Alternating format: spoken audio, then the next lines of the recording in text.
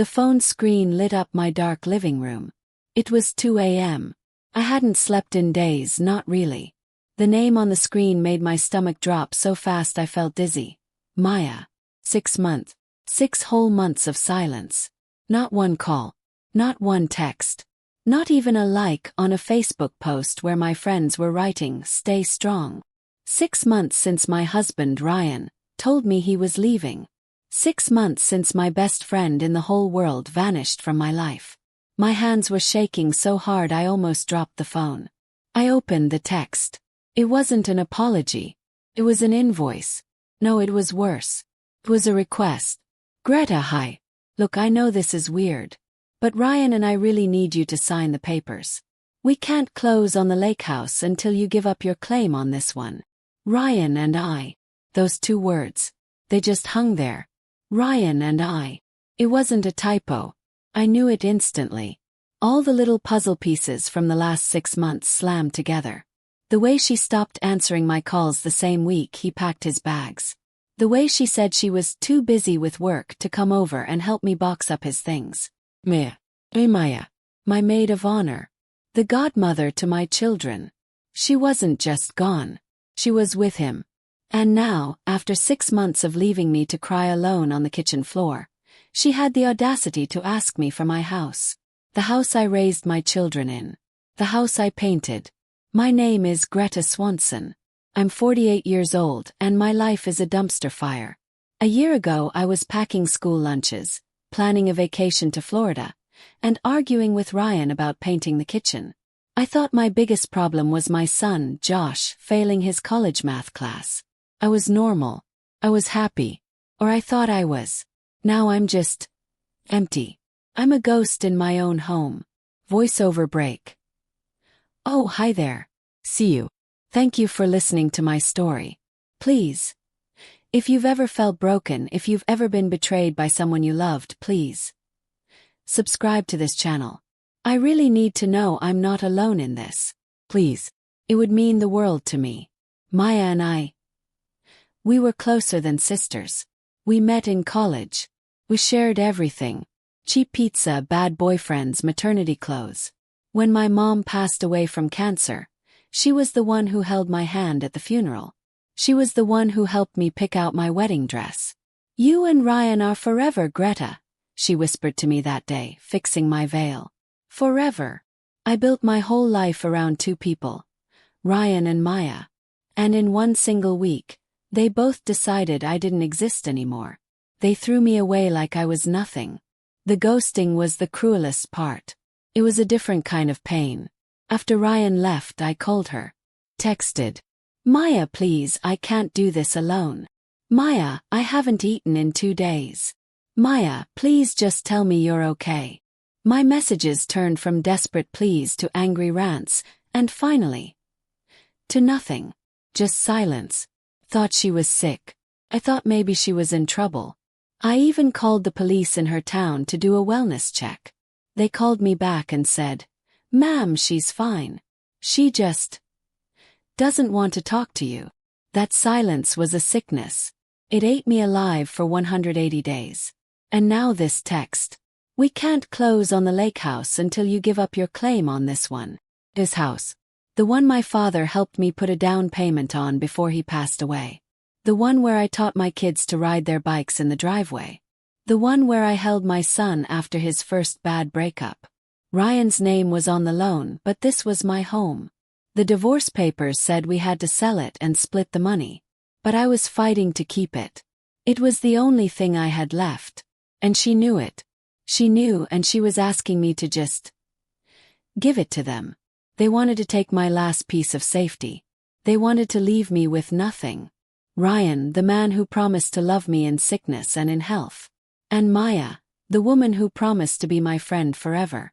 They were a team. They were probably laughing at me. Laughing at the voicemails I left, sobbing. Where was I supposed to go? A small, sad apartment. My son's dorm room. Felt sick.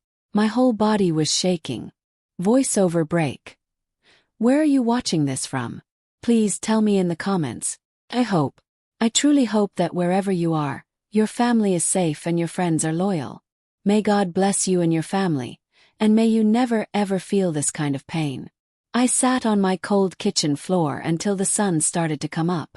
The light hit the dirty dishes in the sink. I cried until I had no more tears. Felt so small, so stupid. How could I have been so blind? All those late nights at the office for Ryan. All those last-minute work trips for Maya. It was so obvious. It was so obvious now. They thought I was weak. They thought I was a silly middle-aged woman they could just throw away like old trash. They thought I would just roll over and sign the papers. They thought I was broken. I stood up. My knees cracked. I looked at my reflection in the dark kitchen window. My eyes were red and puffy.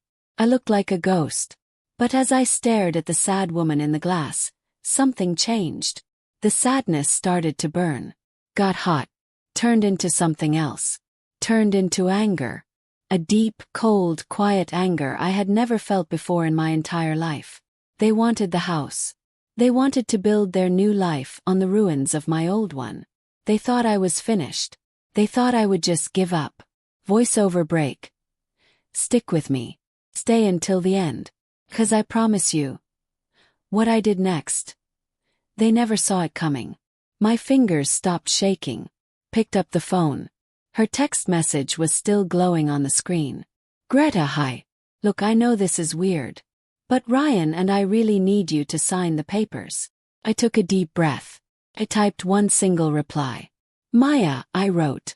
I'll sign the papers. I'll give you the house. I hit send. My heart was pounding. A moment later, 3 dots appeared. She was typing. Before she could reply, I sent a second text. But there's one condition. You have to meet me. Tonight. At the old Miller's nursing home. You know the one. And you have to come alone. Voiceover break. Please. If you want to see what happens next, please subscribe. You don't want to miss this. Promise. My fingers were ice. I stared at the delivered message under my text. Come alone. Why did I say that? Why the old Miller's home? It was a place I hadn't thought about in 10 years. It was torn down mostly. Just a skeleton of a building on the edge of town. A place where bad things happened. Place of endings. I wasn't a strong person. I was the mom who cried during dog commercials. I was the wife who always said it's fine just to stop a fight. But the woman who sent that text. I didn't know her. She was cold. She was clear. And she was not afraid. A minute later, the 3 little dots bounced on my screen. Maya was typing. My heart felt like it was going to break through my ribs. I wanted her to say, Greta, what are you talking about? It's not true. Ryan is lying. I wanted her to say, I'm so sorry, I've been sick, I missed you. I wanted my friend back. But that's not what she wrote. Her text was one word. Why? She was testing me. She was still trying to control the game. She wanted to know what I knew. I didn't answer her question. I just replied, 8 p.m. Don't be late. Or the deal is off, and I will see you in court.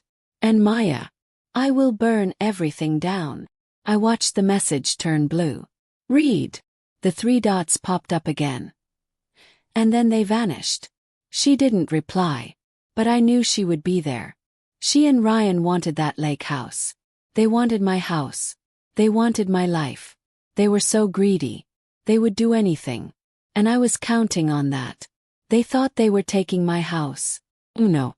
I was going to take so much more. Flashback begins. 20 years ago, Maya and I were inseparable. We drove an old rusty Toyota and shared fries at the mall. When my son Josh was born, Ryan had to work late. I was scared. The baby wouldn't stop crying. I called Maya, and she was there in 10 minutes. She didn't even hang up the phone. He just drove. She walked into my house, took Josh from my arms and started humming. She looked at me, my eyes all red from crying, and she smiled. We've got this, Greta, she said. You and me. We've always got this. But Miller's nursing home. That was our place. A different kind of place. It wasn't happy. It was where her grandmother, Eleanor, lived and died. Maya hated visiting her. It smells like bleach and sadness, Greta, she would whisper in the car, parking as far from the front door as possible. I can't stand it. I would go with her. I held Eleanor's hand while Maya just stared out the window, tapping her foot. The old woman's eyes were cloudy, but she always smiled at me. You're a good girl, Greta, she whispered one day, her voice like paper. You watch out for my Maya. She just wants things. I didn't understand what she meant. Not then. I just thought she was a sad daughter. But after Eleanor passed away, Maya's mood changed. She wasn't sad. It was free. We were cleaning out the small, sad room at Miller's. It was just boxes of old blankets and chipped cups. Let's just throw it all away, Maya said. She was in a hurry. It's all junk. But I was careful. I was raised to be careful. In the back of a closet, under a pile of old sheets, I found a small wooden box. Inside there were two things. An old-fashioned wedding ring. And a little blue bank book. It wasn't her normal bank book. It was from a different bank. What's this? Yes. Maya snatched it from my hand. She laughed, but it was a fake laugh. High, sharp sound. Oh, that. It's nothing. Just Grandma's old grocery money account. It's empty. Junk. She shoved it in her purse. But I saw it. I saw the last page. I saw the balance. It wasn't grocery money. It was $40,000. Voiceover break. What would you do if you found out your best friend was lying?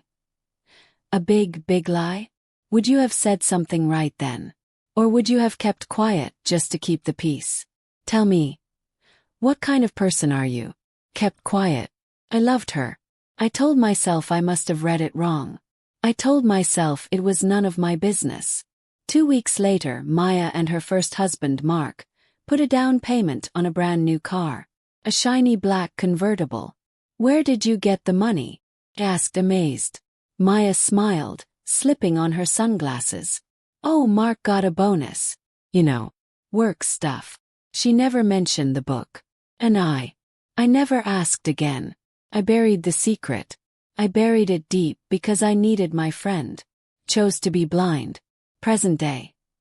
Now, all these years later, I finally understood. Maya didn't just want things. She took them. She took her grandmother's money. She took my husband. And now she wanted to take my house. The anger was so hot it made my vision sharp. I went up to my attic. It was cold and dusty. I hadn't been up there since Ryan left. His old college boxes were still taped up. My son's old baby clothes. I moved past them. I went to the back to my old memory boxes. I opened one marked college. And there, at the very bottom, under my graduation tassel, was the little wooden box. Why did I have it? I remember now. Weeks after the funeral, Maya was throwing things out. She threw the box in the trash. It's junk, Greta, she'd yelled, annoyed that I was going so slow. Just throw it out. But I couldn't. Felt wrong. So when she wasn't looking, I took it out of the trash bag. Kept it. I don't know why. Maybe I thought I'd give it to her daughter one day. I opened the small wooden lid. The ring was gone. Course it was. But Maya, in her hurry, had missed something. She had taken the bank book out and thrown the box away. But she'd missed the other papers. Tucked under the velvet lining were the bank slips, the withdrawal slips, and every single one, every single signature, was hers. It was 7 p.m. The sun was gone. I was sitting in my dark kitchen. I wasn't putting on makeup. I wasn't picking out a nice outfit. I was putting on my armor, my old faded jeans, my son's old gardening boots, a dark gray hoodie. I looked at the small stack of blue withdrawal slips on my counter. My hands were shaking again. The woman in the attic, the one who found these, she felt strong. She felt smart. But the woman in the kitchen mirror, she was terrified. What if Maya didn't come alone?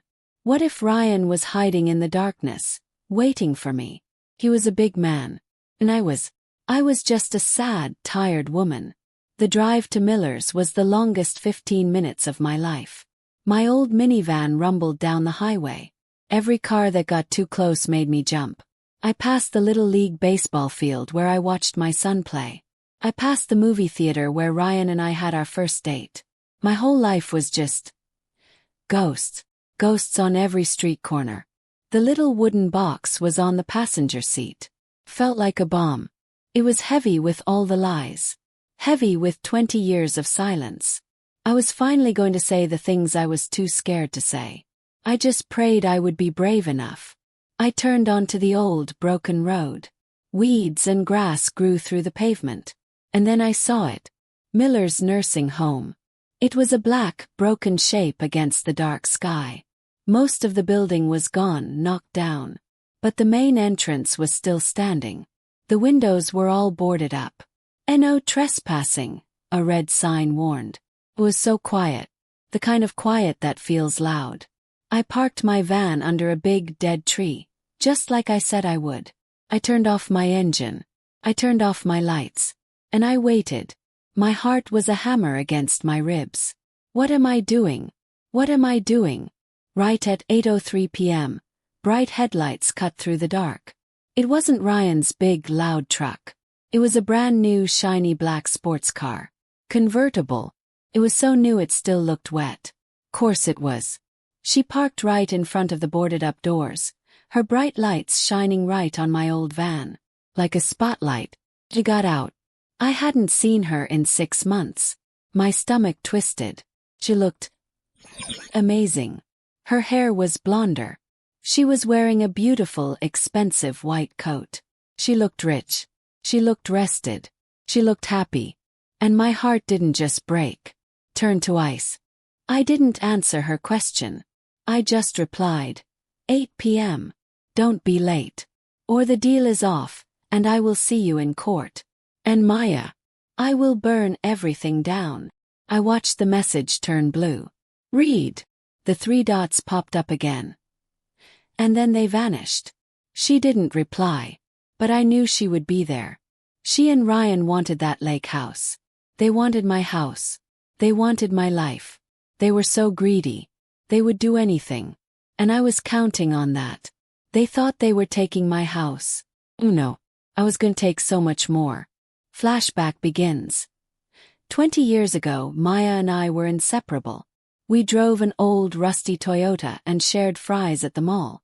When my son Josh was born, Ryan had to work late. I was scared. The baby wouldn't stop crying. I called Maya, and she was there in 10 minutes. She didn't even hang up the phone. She just drove. She walked into my house, took Josh from my arms and started humming. She looked at me, my eyes all red from crying, and she smiled. "We've got this, Greta," she said. "You and me. We've always got this." But Miller's nursing home. That was our place. A different kind of place. It wasn't happy. It was where her grandmother, Eleanor, lived and died. Maya hated visiting her. "It smells like bleach and sadness, Greta," she would whisper in the car, parking as far from the front door as possible. "I can't stand it." I would go with her. I held Eleanor's hand while Maya just stared out the window, tapping her foot. The old woman's eyes were cloudy, but she always smiled at me. "You're a good girl, Greta," she whispered one day, her voice like paper. "You watch out for my Maya. She just wants things." I didn't understand what she meant. Not then. I just thought she was a sad daughter. But after Eleanor passed away, Maya's mood changed. She wasn't sad. It was free. We were cleaning out the small, sad room at Miller's. It was just boxes of old blankets and chipped cups. "Let's just throw it all away," Maya said. She was in a hurry. "It's all junk." But I was careful. I was raised to be careful. In the back of a closet, under a pile of old sheets, I found a small wooden box. Inside there were 2 things. An old-fashioned wedding ring. And a little blue bank book. It wasn't her normal bank book. It was from a different bank. "What's this?" I asked. Maya snatched it from my hand. She laughed, but it was a fake laugh. High, sharp sound. "Oh, that. It's nothing. Just Grandma's old grocery money account. It's empty. Junk." She shoved it in her purse. But I saw it. I saw the last page. I saw the balance. It wasn't grocery money. It was $40,000. Voiceover break. What would you do if you found out your best friend was lying? A big, big lie? Would you have said something right then? Or would you have kept quiet just to keep the peace? Tell me. What kind of person are you? Kept quiet. I loved her. I told myself I must have read it wrong. I told myself it was none of my business. 2 weeks later, Maya and her first husband, Mark, put a down payment on a brand new car. A shiny black convertible. Where did you get the money?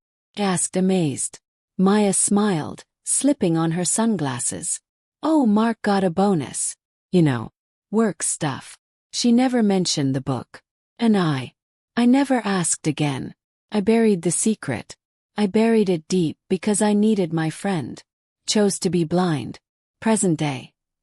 Now, all these years later, I finally understood. Maya didn't just want things. She took them. She took her grandmother's money. She took my husband. And now she wanted to take my house. The anger was so hot it made my vision sharp. I went up to my attic. It was cold and dusty. I hadn't been up there since Ryan left. His old college boxes were still taped up. My son's old baby clothes. I moved past them. I went to the back to my old memory boxes. I opened one marked college. And there, at the very bottom, under my graduation tassel, was the little wooden box. Why did I have it? I remember now.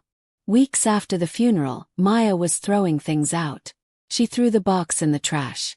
It's junk, Greta, she'd yelled, annoyed that I was going so slow. Just throw it out. But I couldn't. Felt wrong. So when she wasn't looking, I took it out of the trash bag. Kept it. I don't know why. Maybe I thought I'd give it to her daughter one day. I opened the small wooden lid. The ring was gone. Course it was.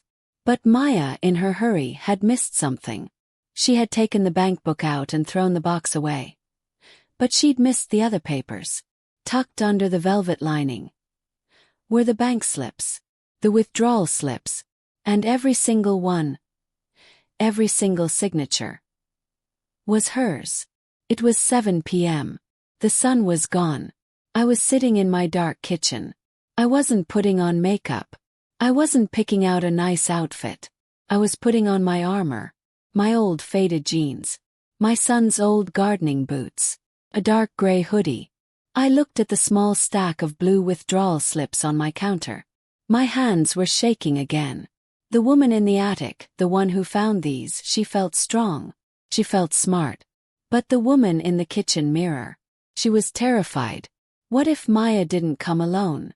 What if Ryan was hiding in the darkness, waiting for me? He was a big man. And I was just a sad, tired woman. The drive to Miller's was the longest 15 minutes of my life. My old minivan rumbled down the highway. Every car that got too close made me jump. I passed the Little League baseball field where I watched my son play. I passed the movie theater where Ryan and I had our first date. My whole life was just ghosts. Ghosts on every street corner. The little wooden box was on the passenger seat. Felt like a bomb. It was heavy with all the lies. Heavy with 20 years of silence. I was finally going to say the things I was too scared to say. I just prayed I would be brave enough. I turned onto the old, broken road. Weeds and grass grew through the pavement. And then I saw it. Miller's nursing home. It was a black, broken shape against the dark sky. Most of the building was gone, knocked down. But the main entrance was still standing. The windows were all boarded up. "No trespassing," a red sign warned. It was so quiet. The kind of quiet that feels loud. I parked my van under a big, dead tree, just like I said I would. I turned off my engine. I turned off my lights. And I waited.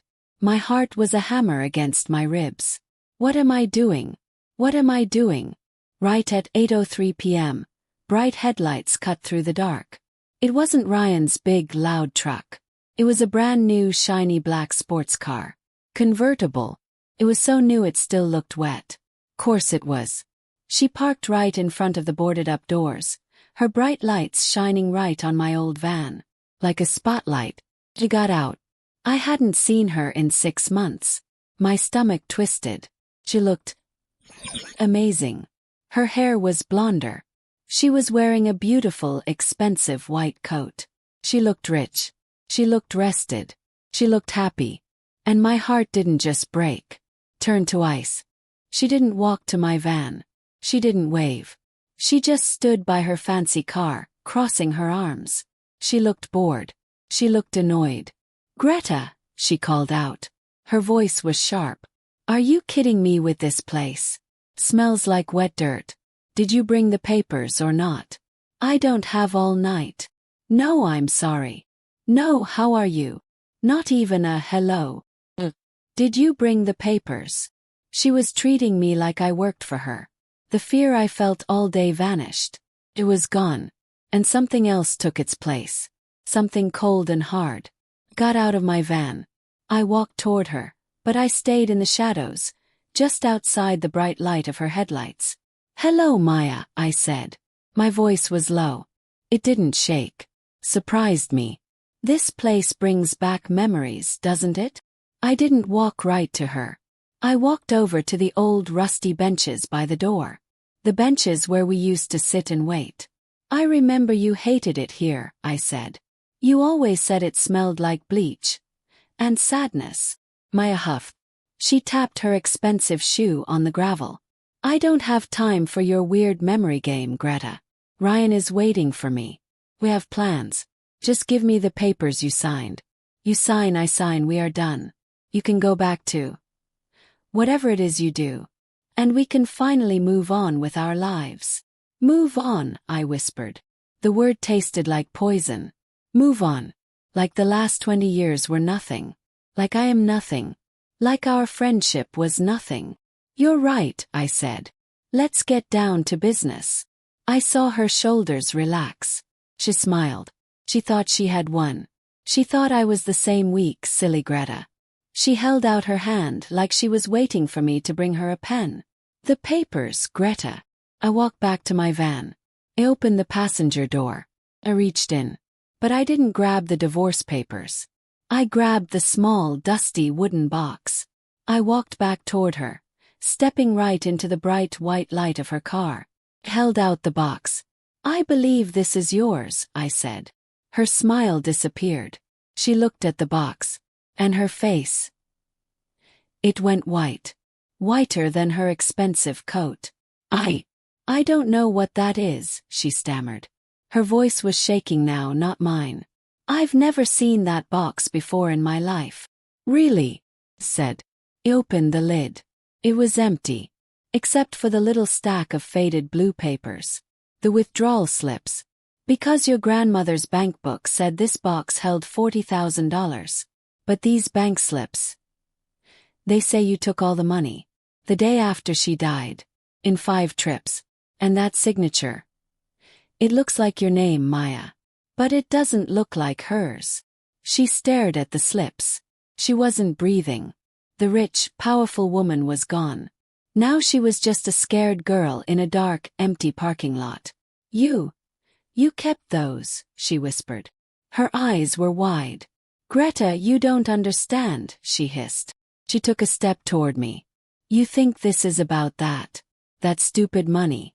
You think this is about me. You have no idea what is really going on. You have no idea what what he has." Stop. My blood ran cold. What does he have?" She laughed. It was an ugly, broken sound. "He has you, Greta. He has all of us. Those slips. They're nothing. Burn them. It doesn't matter. We're all going to jail anyway." The word jail hung in the cold night air. Didn't make sense. "What are you talking about, Maya? We are going to jail. You stole money from your dead grandmother. You are sleeping with my husband. I didn't do anything. Came here to be strong. I came here with my one little secret, my one little piece of power. I was going to make her feel small. But now I was the one shaking. I was the one who felt tiny. I was the one who was lost." Maya laughed. It was not a happy sound. It was a broken, ugly sound like glass grinding on cement. Oh, Greta. You sweet, stupid girl. You really think this is about that? She kicked the wooden box. The little blue slips scattered across the gravel. You think this is about your stupid house? Or your stupid feelings? This isn't about love. This is about survival. She grabbed the front of my hoodie, pulling me close. Her eyes were wide and crazy. Ryan is not the man you think he is. He's not just a cheater. He's a monster. I pushed her away. What are you talking about? What did he do? Maya looked around, her eyes darting to the dark trees behind us. She looked terrified. He didn't just leave you, Greta. He was running. He's been stealing. For years. From his company. From the retirement funds of old people. He's been taking their money, Greta. All of it. My mind went blank. Ryan. My Ryan. The man who cried during our son's graduation. The man who read bedtime stories. It was impossible. He was an accountant. He was boring. He was safe. How much? I whispered. The word felt like dust in my mouth. Maya let out that terrible laugh again. How much? Millions, Greta. Millions of dollars. I felt my knees get weak. Millions. This was not real. This was a movie. This was something that happened to other people. Voiceover break. Have you ever thought you knew someone? Really, truly knew them. And then one day you find out they are a stranger. Complete. And total. Stranger. I thought my problem was a broken heart. I didn't realize my problem was a prison cell. And you knew. I looked at her. Her new coat. Her fancy car. You didn't leave me because of him. You left me because of the money.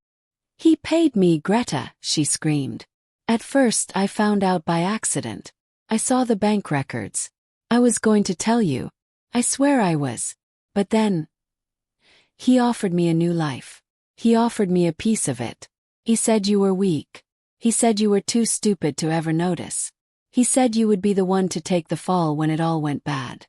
He said you'd be grateful for the new, smaller apartment he'd get you. My stomach turned. He didn't just cheat. He didn't just leave. He planned this. He planned to ruin me. That's why you need this house, I said. It was all clicking into place. You're not building a new life. You're running. You're selling my home. You're cashing out. You're going to disappear with him. Yes, she shouted, pulling at her hair. The company is doing an audit. They're closing in. We have days, Greta. We needed the money from this house to buy new passports. To get on a plane. To be gone.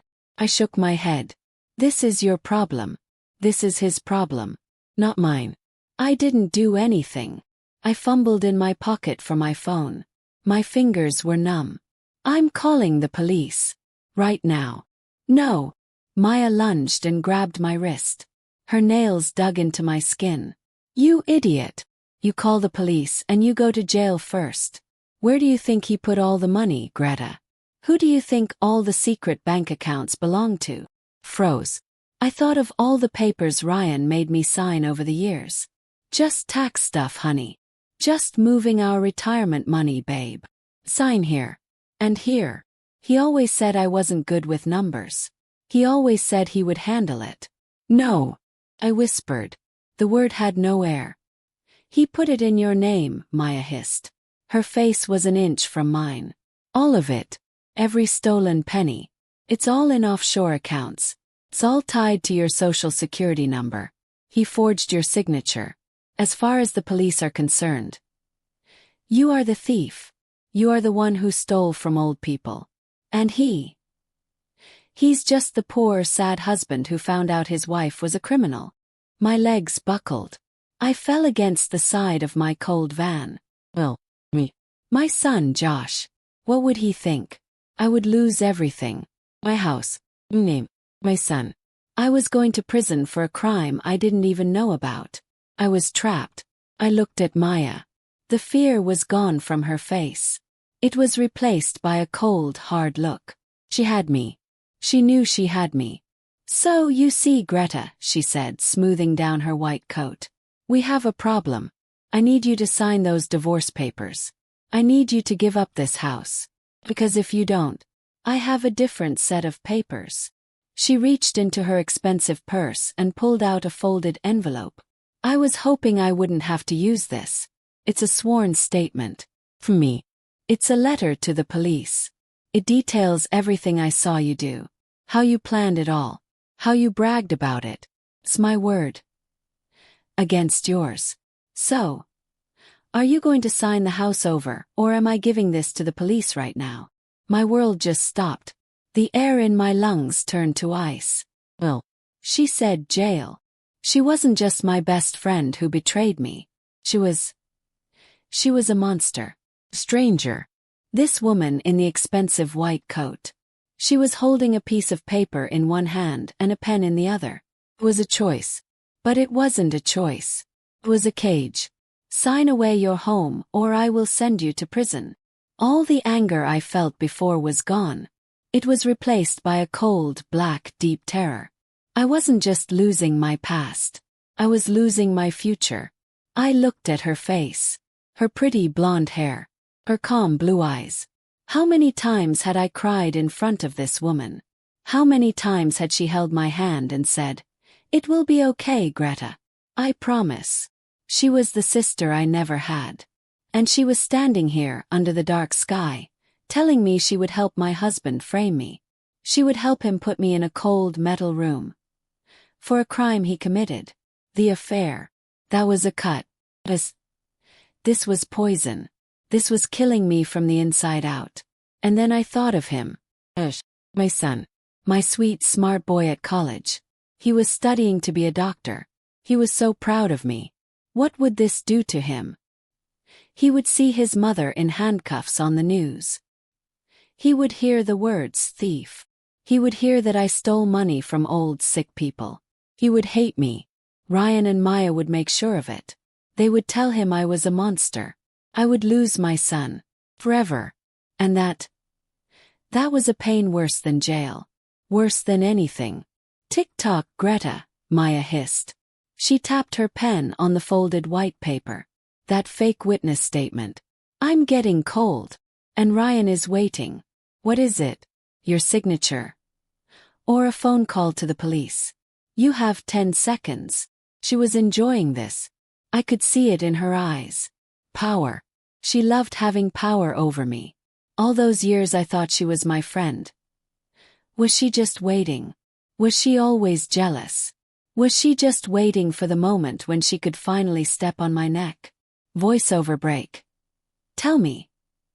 Have you ever given your whole heart to a friend? Someone you trusted with your children, your secrets, your life. And what would you do if they did this to you? Flashback begins. I remembered a night maybe 15 years ago. Maya's first husband, Mark, had just lost his job. They were going to lose their apartment. She came to my house at midnight, soaking wet from the rain. She was crying so hard she couldn't breathe. I have nothing, Greta, she sobbed. Nothing. Ryan was sleeping. I took her into my kitchen. I made her tea. And then I went to my desk. I took out my checkbook. I wrote her a check for $3,000. It was all the savings I had. Don't be silly, I told her. We're family. You would do it for me. She cried and held me. I will pay you back every penny, G. You are a sister to me. I swear it. Present day, she never paid me back. I never asked her to. And now she was here taking the rest. I looked at the ground. The little blue bank slips were scattered in the dirt. My one little secret. My one little piece of power. It was useless. It was a paper airplane against a hurricane. She was right. Her grandmother's $40,000 was nothing compared to the millions Ryan stole. My little secret didn't matter. But as I looked down, I saw her hand. The hand holding the pen. She was wearing gloves, but on her ring finger over the glove she wore a ring. It was an old gold ring. It had a small, dull diamond. I knew that ring. I had only seen it once before. In the little wooden box. It was her grandmother's wedding ring. The one that was gone from the box when I found it. I thought Maya had sold it. But she was wearing it. Why? Why would she wear a ring from a woman she stole from? Why would she wear it now? My mind started to work. Panic went away. The fear was still there, but it was quiet. Ryan and Maya thought I was stupid. They thought I was the weak, emotional wife. The one who just bakes cookies and cries. They thought I was easy to break. And maybe I could use that. I had to get out of this parking lot. Had to buy time. I had to find a way. This ring. It was a loose thread. It was something they didn't know I knew. I started to cry. I let the tears fall. I let my shoulders shake. I looked up at her, a broken, terrified woman. Okay, I whispered. My voice was broken. Okay. You win. I'll sign the papers. Please don't tell the police. Please don't let Josh find out. I'll give you the house. I'll give you everything. Just let me go. I saw her face relax. A little smile pulled at her lips. She had won. I knew you'd see it my way, she said. She sounded bored again. She handed me the divorce papers and the pen. I took the pen. My hand was shaking so hard I could barely hold it. I looked at the papers. Sign here. Sign here. Give up your rights. Give up your home. I looked up at her. My eyes were full of tears. There's just one problem, Maya. Her smile vanished. What problem? Don't play games, Greta. Just sign. I held up the pen. These are just copies. The court. And the bank. They won't accept copies to sell the house. We need the real papers. The ones with the blue ink. Ryan kept them in his safe at the house. And I changed the combination after he left. I'm the only one who knows how to open it. Maya's face was a mask of pure anger. For a second I thought she was going to hit me. You think you're smart, Greta? You think this is a game? I'm not. I cried, letting my voice shake. I promise. The bank needs the real papers. The ones with the blue ink. You know that. I was lying, but I was lying with the truth. Banks do hate copies. I changed the combination after he left. I was scared he'd come back and take things. I think I used Josh's birthday. Or maybe my mom's. I'm so scared, Maya, I can't think straight. She looked at me for a long, hard second. She was deciding. Could she get the money without me? Well, fine, she snapped. She grabbed my arm, her nails digging in. We go. And you're driving with me. If you try anything, Greta, I will make that call. You will never see your son again. I just nodded, letting the tears fall. I was her prisoner. She dragged me out of the old broken parking lot and pushed me into the passenger seat of her shiny new convertible. It still had the new car smell. That fake, plastic smell of money I didn't have. We drove in silence for 5 minutes. The city lights blurred past the window. My whole body was buzzing with fear. I had no plan. I had no weapon. I had nothing. I just bought myself. What? An hour. What was I going to do when we got to the house? There was a safe. But the papers weren't in it. It was just full of old tax returns and Ryan's stamp collection. My lie was a tiny, weak dam against an ocean. Voiceover break. I felt so stupid. Felt so small. Please. If you're watching this, I just want to ask. Please tell your family you love them tonight. Please hold them close. Because you never ever know when a monster might be sitting right next to you. Maya broke the silence. Her voice was low and hateful. You know, he never loved you. Not really. I didn't say anything. I just stared at the road. He told me you were boring, she said. She was trying to hurt me. Trying to make me smaller. He said kissing you was like nothing. He said he felt sorry for you. He stayed for Josh. But he wanted me. He's always wanted me, Greta. Even when I was married to Mark. Even when you and I were sisters. The word sisters came out of her mouth like poison. I just let her talk. I let the hate wash over me. I was a rock. She couldn't break me. Not anymore. My eyes drifted to her hand on the expensive steering wheel. She was wearing her grandmother's ring. The one from the box. "Why do you wear that?" I whispered. My voice was hoarse. "What?" she snapped. "Your grandmother's ring. You hated her.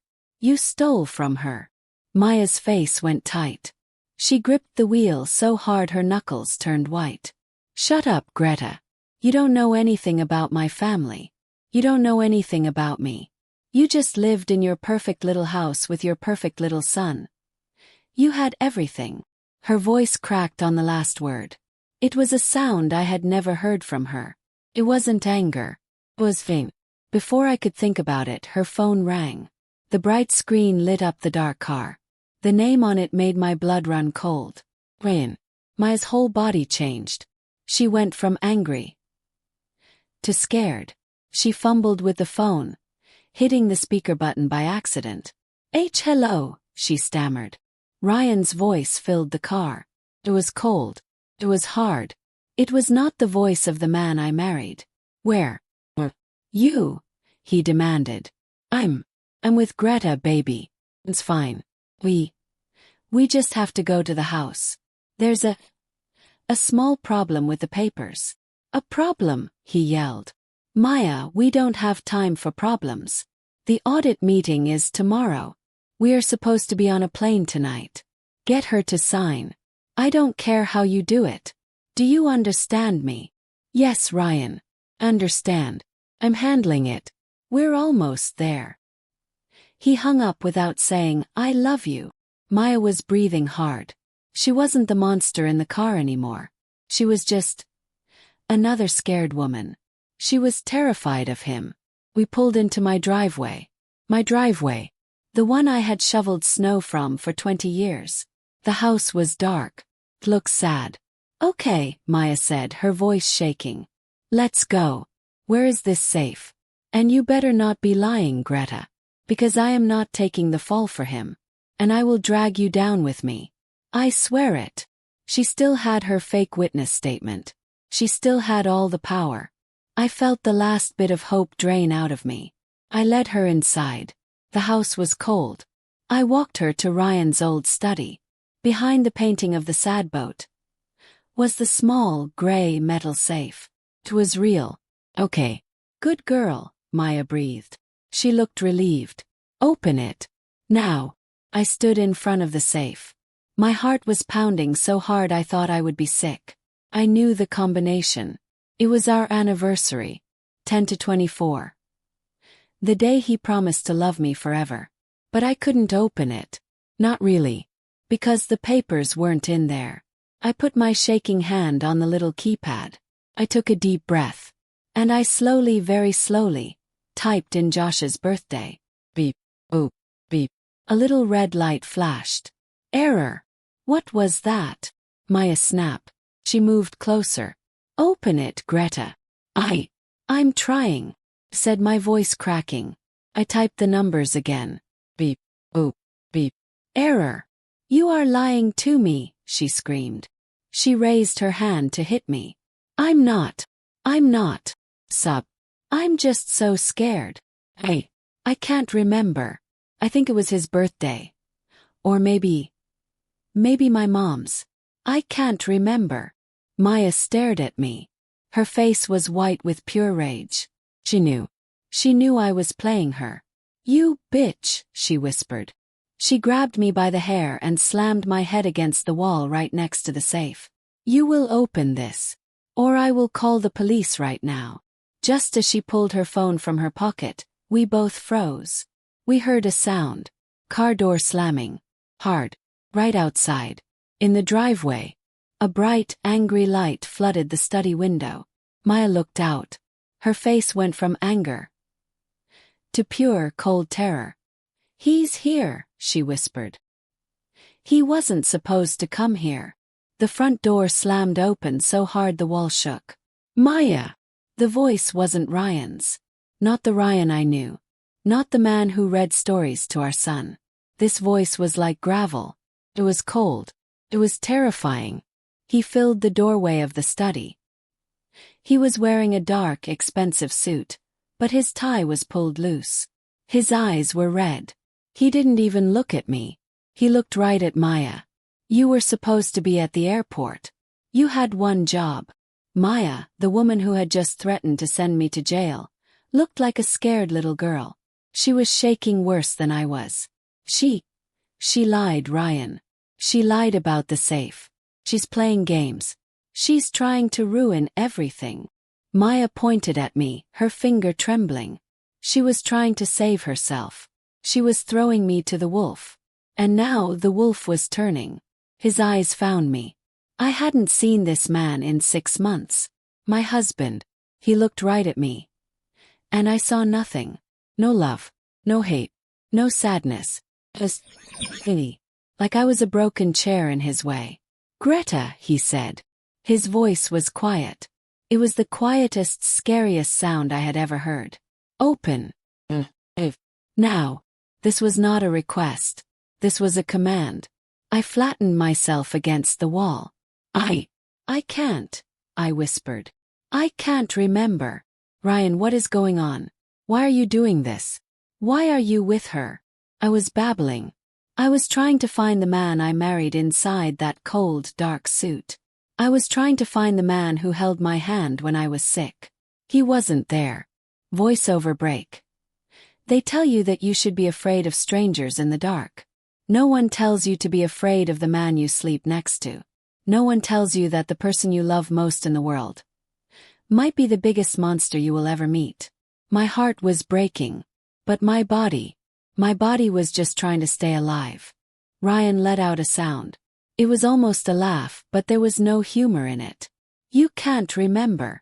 He didn't yell. He just slowly walked over to his heavy oak desk. He looked at the lamp. The one I bought him for his birthday. He calmly picked it up. And he threw it against the wall right next to my head. The lamp shattered. Pieces of ceramic and glass sprayed everywhere. I screamed. Covered my face. I don't have time for your games, he roared. His face was purple. Open it. This was it. This was the real man. The monster Maya was so afraid of. And in that second I knew. She wasn't just his lover. She was his prisoner. Just like me. Ryan grabbed Maya by her arm. Ooh. You were supposed to handle this. You useless. He pushed her hard and she fell over the small coffee table. You failed. You failed me. Maya scrambled to her feet, crying. No, Ryan, please. I can fix this. She's just scared of you. Let me talk to her. In all the chaos. In my terror. My eyes landed on Maya's hand. She was on the floor, looking up at him. And on her finger, over her glove, was the ring. Her grandmother's ring. Was so weird. Why was she wearing it? It didn't match her new, rich life. It was old. It was dull. It was a piece of a past she hated. I didn't even think. The words just came out of my mouth. Stupid, small question. Why? Why are you wearing that ring, Maya? I whispered. Everything stopped. The yelling. The fear. Everything. Ryan stopped. He was breathing hard, but he turned his head and looked at my hand, where I was pointing at Maya. He stared at the ring on her finger. A new, strange, dark look crossed his face. It was a look I had never seen before. What ring? He asked. His voice was dangerously quiet again. Maya saw where he was looking. She instinctively tried to hide her hand behind her back. It's nothing, baby. Just junk. It's my grandmother's. Greta is just trying to distract you. She's trying to play us. Ryan didn't look at me. He took one slow step toward Maya. Your grandmother's ring, he said. The one from the box. The one she left for him. My blood turned to ice. Him. What did he mean, him? Maya's face was white as a sheet. I don't know what you're talking about, Ryan. She left it. Don't lie to me, Maya, he barked. I know all about that ring. I know all about your brother. My mind was spinning. Brother. Maya didn't have a brother. She was an only child. I was her maid of honor. I knew her whole life. She had no family left. Ryan, you're crazy. I don't have a brother, Maya said. But her voice was weak. She was lying. Ryan laughed. You're a better liar than that, Maya. He turned away from both of us. He walked right up to the safe. He pushed me aside like I was a doll. You didn't change the combination, he whispered. You wouldn't know how. He put his hand on the keypad. You've just been pretending all this time. You've been protecting him. He typed in a code. 0-4-2-2. The safe clicked. And the heavy door swung open. The safe door swung open. A little green light came on. Blick. My heart stopped. I was wrong about everything. He knew. He knew I didn't change the code. He knew. He knew I was a coward. I just pretended to be strong. Inside the safe it wasn't stamps. It wasn't old tax papers. It was fish. Stacks and stacks of cash, held together with rubber bands. And passports, 3 of them. All with new strange names. This was his go bag. This was his escape. But I was stuck on the numbers. 0-4-2-2. April 22nd. It wasn't our anniversary. It wasn't Josh's birthday. It wasn't my birthday. I looked at Maya. She was still on the floor, her face as white as a ghost. What? What is April 22nd? I whispered. My own voice sounded strange to me. It sounded like it was coming from far away. Ryan ignored me. He was busy. He grabbed the stacks of cash and shoved them into his expensive leather bag. He grabbed the passports. He threw one at Maya. It hit her in the chest. That's you, he snapped. We leave in 10 minutes. He didn't even look at me. I was nothing. I was just the furniture in the room. He had what he wanted. He had the money. He had the new life. He had my best friend. And he was going to leave me here to rot. Voiceover break. Have you ever been in a room where you are the only one who doesn't know the secret? It's the loneliest feeling in the world. You feel like a ghost. You feel like a fool. I would give anything to feel safe right now. Please. If you're watching this, just be grateful for the quiet in your life. Be grateful for the normal. Because normal can be stolen in a single second. Maya, I said again. My voice was stronger. The fear was still there, but now I was just angry and confused. Who is he? Who has a birthday on April 22nd? What brother? Ryan laughed. Short, ugly sound. Oh, Greta. You're so slow. You've been her sister for 20 years. And you don't even know about her biggest secret. He looked at Maya on the floor. His face was full of disgust. Tell her, Maya. Or I will. Tell her who you've really been protecting all these years. Tell her who you really stole that money for. Maya started to sob. Not fake tears like mine. These were real. Huge, ugly, broken sobs. She curled into a ball on my hardwood floor. He's my brother, she choked out. My half-brother. My mom. She had him after my dad left. He's younger. He's sick, Greta. He's not bad. He's just sick. He's a gambler, Ryan sneered. A drug addict. And a thief. Just like the rest of your family. My mind was spinning. Brother. All these years. So. The money. Your grandmother's money. Yes. It wasn't for you, was it? She left it for him. Maya cried. She knew he was in trouble. But he would have used it all on bad things. I took it to protect him. I was going to give it to him. Just a little at a time. To help him. To control him, Ryan said. And the ring. That stupid ring. She left that for him too. Maya sobbed. It was a sign.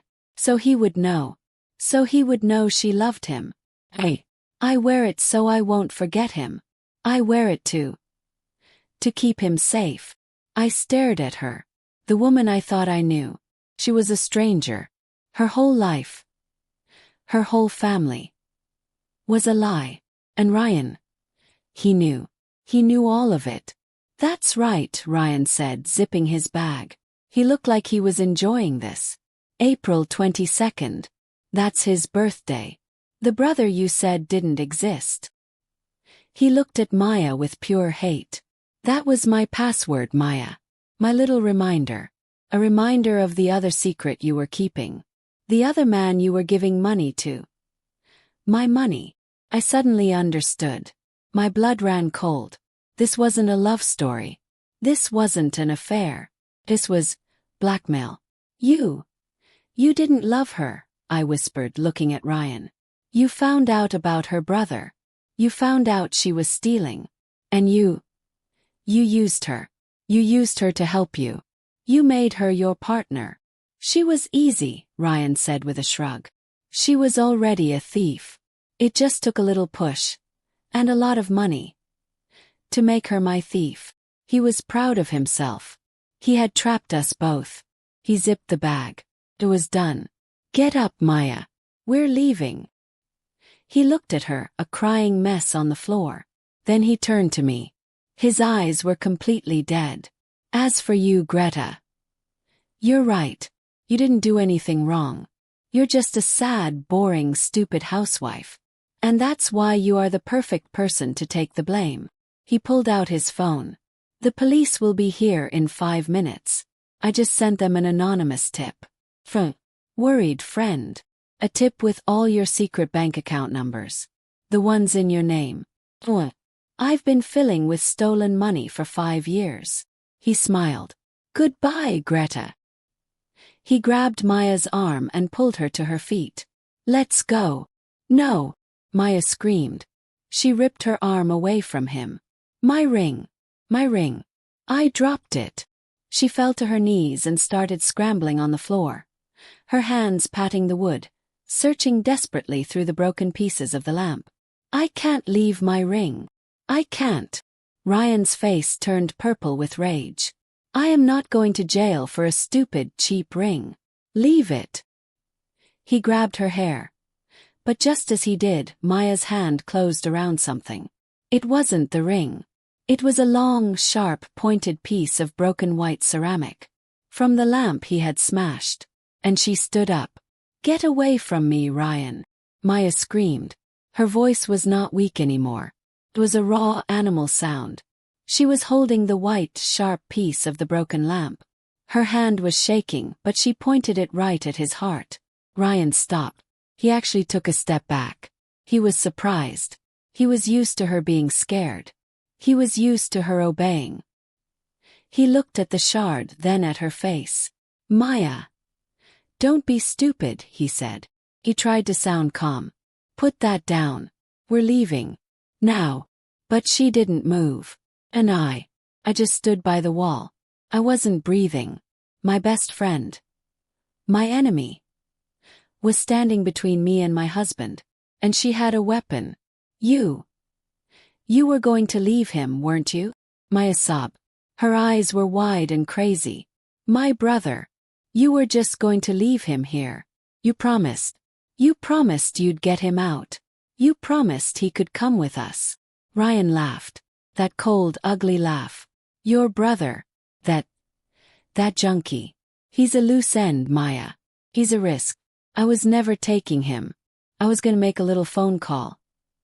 Have him picked up just like I'm doing to Greta. 2 birds, 1 stone. My stomach dropped. He wasn't just destroying me. He was destroying everyone in his path. Maya's face crumpled. He had taken everything from her. Her one reason for doing all this. Her brother. Ryan was just going to throw him away. She looked at me. Her eyes were wide with a terrible, silent question. I wasn't her friend. But in that second, I wasn't her enemy either. We were just 2 women. 2 fools. Trapped in a room by the same monster. He'll kill us both, Greta, she whispered. Even if we go with him. He'll just get rid of us. Ryan sighed, annoyed. This is so dramatic. Give me the bag, Maya. I'll go alone. You can stay here and go to jail with her. I don't care. He lunged for the leather bag in her other hand. The one with all the money. No, Maya shrieked. She swung the bag away from him. He grabbed her arm. The one holding the sharp ceramic. He twisted it. Hard. Drop it, he yelled. Maya screamed in pain. The shard fell from her hand. It spun on the hardwood floor and skittered across the room, landing right by my feet. Ryan didn't see it. He was too busy fighting her for the bag of money. He hit her. He hit her hard across the face, and she fell back against the desk. I saw it. The white, sharp, pointed thing. It was right by my son's old gardening boot. Ryan had his back to me. He had the bag. He was zipping it up. Stupid, he muttered. Both of you. He was going to walk out. He was going to leave us. He was going to call the police. My son, Josh. I would never see him again. I would die in a cold room. He would win. He would win. Everything. I looked at Maya. She was on the floor, holding her face, sobbing. She looked at me. Her eyes. They weren't mean anymore. They were just begging. Greta, she whispered. Don't. Let him. My hand was shaking so hard I couldn't feel my fingers. But I did it. Bent down. I picked up the sharp piece of the lamp. Felt cold. Felt heavy in my hand. I stood up. Ryan, I said. My voice was a whisper. He turned around. He saw it in my hand. He smiled. Oh, Greta. Are you going to stop me? You can't even kill a spider. He raised his phone. It's too late. I'm calling. Right now. 911. His thumb moved to the screen. But he wasn't looking at Maya. He wasn't looking at the other thing on the floor. While he was smiling at me. Maya's hand. The one that lost the ring. It grabbed the heavy metal base of the broken lamp. You will not hurt my brother, she screamed. And she threw it. She threw it with all her strength. It didn't hit him. It hit the wall above his head. But it was enough. He flinched. He dropped the phone. It slid across the floor, stopping right between all three of us. We all looked at the phone. It was lying on the floor, screen lit up. 911, calling, said. We all dove for it at the same time. It was a terrible, ugly pile of bodies. Ryan was strong. He shoved me. He kicked Maya. He was an animal. He got his hand on the phone. Got it, he yelled. He had it. He was going to end it. He was going to win. He stood up, laughing, holding the phone in one hand and the bag of money in the other. It's over, Greta. He was backing out of the study. You lose. No, I said. My voice was suddenly calm. The shard was gone. I dropped it. I didn't need it. I pulled my phone out of my pocket. He stopped. What? Calling your lawyer. It's too late. I shook my head. No, Ryan. I'm not calling my lawyer. I pressed a button on the screen. And his voice filled the room. His cold, hard voice. As for you, Greta. You're the perfect person to take the blame. Ryan's face. It just fell. Collapsed. He stared at my phone. And my voice came next. You didn't love her. You used her. And then his. She was easy. She was already a thief. It was all there. Every word. From the moment he walked into the house. My hand was shaking so badly in the car. I wasn't just scared. I was turning on the voice recorder app. You recorded me, he whispered. He dropped the bag of money. Greta, Maya whispered from the floor. The parking lot. At Miller's. Did you? I just looked at her. And I pressed another button. And her voice filled the room. We have days, Greta. We needed the money from this house to buy new passports. I had it all. Had everything. Ryan's face was broken. The color drained away. He looked at my phone. He looked at Maya. He looked at the bag of money on the floor. All his plans, all his power, was all just a recording, a little file on a phone. The monster in the dark suit. He just looked like a small, sad, scared man. He looked weak. "Greta," he whispered. His voice was soft now. He was trying to be the old Ryan. The one I loved. "Greta, honey, please. Don't do this. We can fix this. Just you and me. Like it used to be. Just give me the phone." He took a step toward me. His hands were out. He was trying to smile. But his eyes were still cold. He was still the monster. You recorded me," Maya whispered from the floor. She wasn't angry. She was amazed. She looked at me like she had never seen me before. "You recorded all of it?" "Yes," I said. My voice was strong. "From the moment you sent me that text. I kept everything. I didn't do it to be smart. I did it because I was scared. I did it so if I disappeared, Josh would know the truth." Ryan took another step. He was close now. Close enough to grab me. "Greta, give me the phone." He wasn't asking. And then he lunged. He was so fast. He grabbed my wrist. The one holding the phone. He was trying to break my fingers. "Give it to me," he screamed. But I held on. I held on for my life. I held on for my son. I held on for the woman I used to be. But he was stronger. He was twisting my arm. I screamed in pain. And then, a blur. Meh. She launched herself from the floor. She didn't grab him. She didn't hit him. She grabbed the bag. The leather bag full of cash. "No," she screamed. She grabbed it. And she ran. She ran right out of the study and toward the front door. "My money!" Ryan roared. He let go of me. He let go of my phone. And he ran after her. He forgot about me. He forgot about the recording. All he cared about was the money. I ran after them out into my living room. I saw Maya. She was at the front door. She had it open. She was throwing the stacks of money out onto the lawn. Just throwing them into the night. "No! Stop!" Ryan screamed. He grabbed her.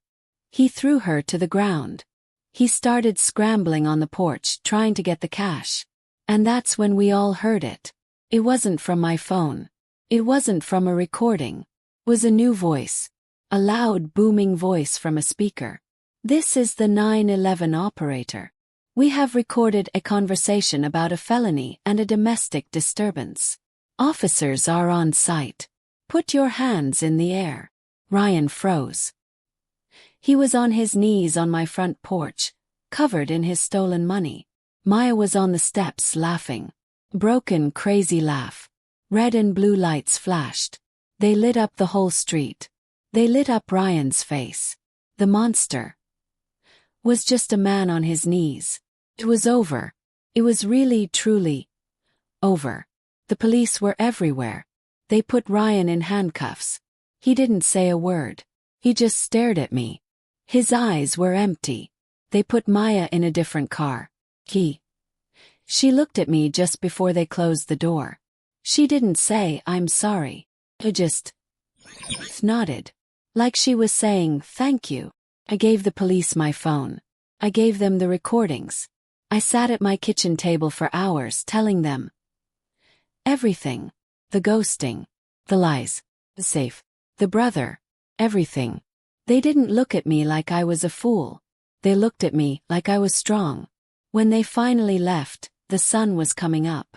My house was a mess. My head hurt. My arm was bruised. I was alone. And for the first time in a year, I was not scared. Voiceover begins. It's 6 months later now. The house is clean. It's quiet. Ryan. He's going to be in jail for a very, very long time. The money in my name. It proved I was the victim. He framed me so well that he framed himself. Maya. She told the police everything. About her grandmother. About her brother. About Ryan. She testified against him. She's in a special program. She's getting help. Her brother is too. I don't know if I will ever forgive her. I'm trying. I'm in my kitchen. am painting the walls. Bright, happy, beautiful yellow. The color of sunlight. My phone rings. Don't jump. Just smile. Pick it up. Hi, Mom. It's Josh. Hey, sweetie. How are your classes? Talk. Just about his test. About the weather. About nothing. And it is the most beautiful sound in the world. I am not the woman who cried on the floor. I am not the woman who was too scared to ask questions. I am the woman who is painting her own kitchen. And that is everything. The music swells. Greta looks at her reflection in the window. She smiles. She is tired. But she is free. Final emotional call to action. Thank you. Thank you for listening to my story. Thank you for being here with me in the dark when I felt so alone. If you have ever felt broken, if you have ever felt like you were nothing, please know that you are not. You are strong. You are smart. And you are everything. If my story, if it helped you even a little bit, please like this video. Please share it with someone else who might be hurting tonight. And please subscribe to this channel so we can be strong together. You are not alone. Promise. You are not alone.